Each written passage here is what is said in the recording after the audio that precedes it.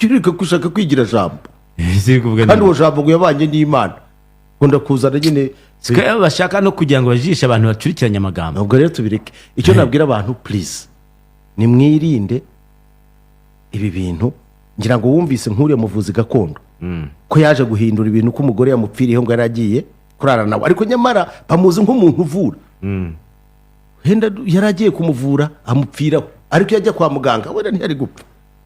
Amana yavuze ati biriya se si uburyo bwo kwihangira imirimo ra ariko iyo bigeze ku bagore wihangira imirimo ariko hari imirimo hanga umunsi umuntu yaza akagupfiraho nibwo wamenya ko urimo kwihangira imirimo. Please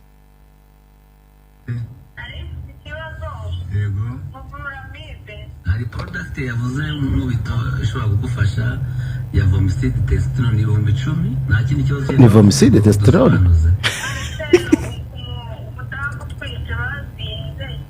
yego ni ukuvuga ngo ku mudamu utwite bazinze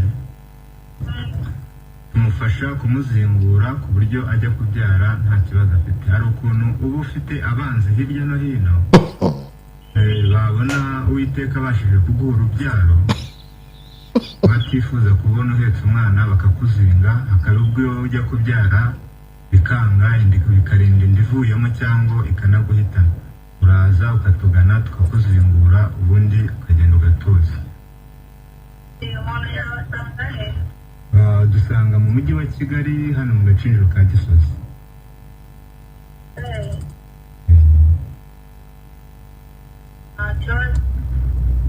Ubwo turacyari kuri poromosiyo ubaye ufite akanya wazanyaruka bitarenze ejo dusanga mu Gacinjiro ka Gisozi ku 10,000 ukaguha umuti ibihumbi 10 tukakuzingura. ayo barayarya ariko mvuga cyane promosiyo. iki kiganiro cyabo cyari uretse gato 4:39 z'ijoro hakiri karira nyine barimo bazingura abantu.